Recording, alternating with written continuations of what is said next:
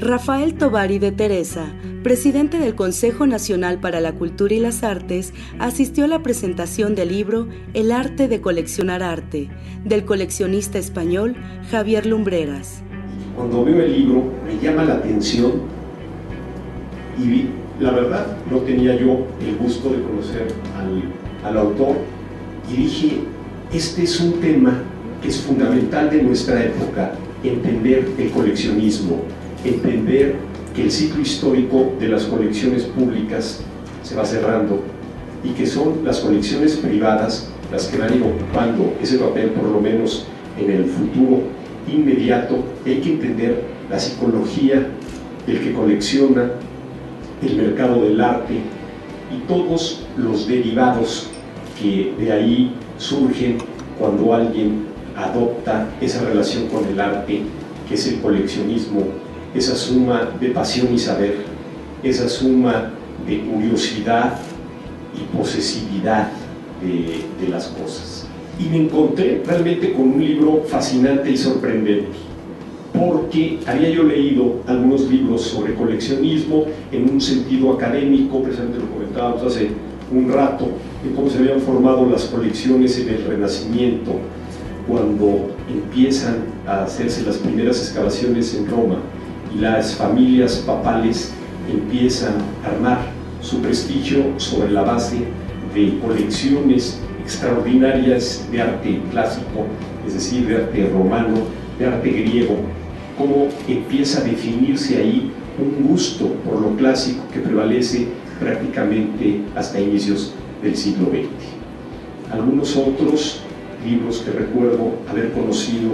sobre el coleccionismo americano, la historia de Peggy Guggenheim, de las colecciones Mellon, de Carnegie en los grandes museos americanos, en la National Gallery y en el Museo Metropolitano, y la más fascinante probablemente de todas, la de Frick,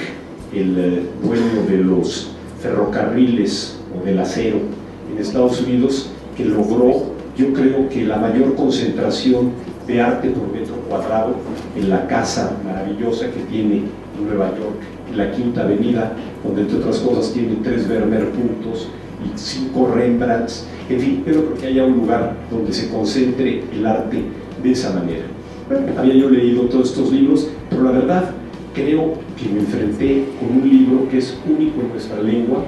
por lo menos no conozco ningún otro que haya aparecido así, en el que se suman una historia del arte, una pasión personal, una historia familiar, lecciones financieras de cómo invertir, cuáles son los atributos que tiene que tener una colección, en fin, una serie de elementos que son absolutamente fundamentales para entender lo que es el mundo del arte el día de hoy. De acuerdo con el autor, el motivo principal del libro fue hacer una introspección importante que permitiera entender qué es el arte. Creo que los artistas contemporáneos siempre traen las ofertas y las propuestas más revolucionarias y es una cuestión nuestra de aceptarlas o no. Pero para aceptarlas lo que tenemos que hacer es abrir nuestra percepción de lo sensible. Eso es la estética. Del griego aesthetis significa la percepción de lo sensible. Y eso es el arte. El arte de coleccionar arte incluye 150 imágenes de piezas de artistas fundamentales como Giacometti, Renoir, Gauguin, Matisse, Sisley, Carter, Motherwell, Dalí, Rivera y de Kooning, entre otros. Creo que el objetivo principal de este libro es proporcionarle al lector un acercamiento al coleccionismo y ofrecerle las herramientas necesarias para formar una colección de arte. Una época en la que el arte de nuestra propia época es uno de los motivos de las grandes colecciones. Si bien desde la época de los Medici, ellos coleccionaban a sus contemporáneos, a los del Renacimiento, o algunos de los reyes de Inglaterra del siglo XVII coleccionaban a Rembrandt de la escuela holandesa, a los reyes españoles, a sus contemporáneos, creo que pocas veces había habido una voluntad de coleccionar el arte contemporáneo que rompe cánones, rompe espacios, porque son obras que no se pueden tener fácilmente en una en una casa, y esto se me hace a mí absolutamente fascinante, sobre todo porque el coleccionismo en México, si bien lo hubo referido a las escuelas mexicanas de pintura, hasta los pintores del muralismo, etcétera, los coleccionistas contemporáneos, yo creo que son algunos de los grandes coleccionistas del mundo. Las colecciones, ya no menciono los nombres, pero la colección Coppel, la colección Jumex, la colección César Cervantes, la propia colección que tiene Javier, son colecciones absolutamente alucinantes que se convierten en un reto: dónde mostrarlas, dónde concentrarlas y cómo circularlas. De tal modo que esto a mí me da muchas ideas y me da muchas referencias para ejercer mi propio trabajo en lo que se refiere a las políticas de arte contemporáneo, probablemente la etapa más dejada a un lado desde las políticas públicas, no así desde el mundo privado.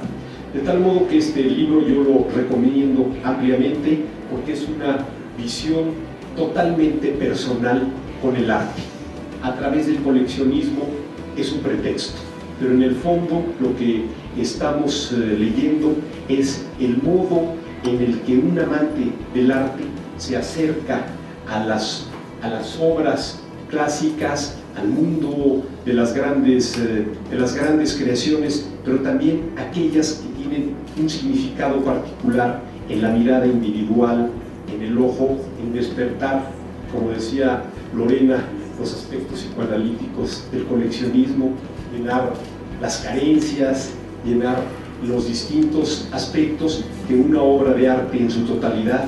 puede dar a cada quien que se acerca a ella. Quisiera yo terminar con una frase